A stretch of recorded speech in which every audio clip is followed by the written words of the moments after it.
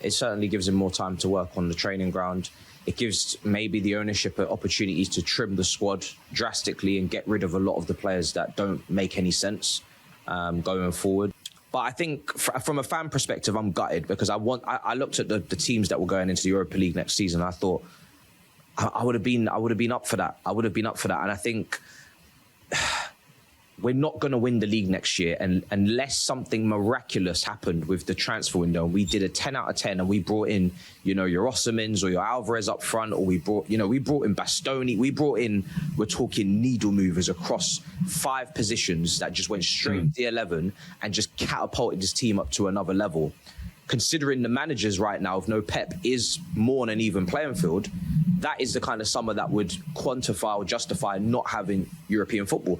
I think if you're not going to do what we did under Conte, I don't think Champions League qualification is good enough to let European football go and not win that Europa League and add to the trophy cabinet in that way.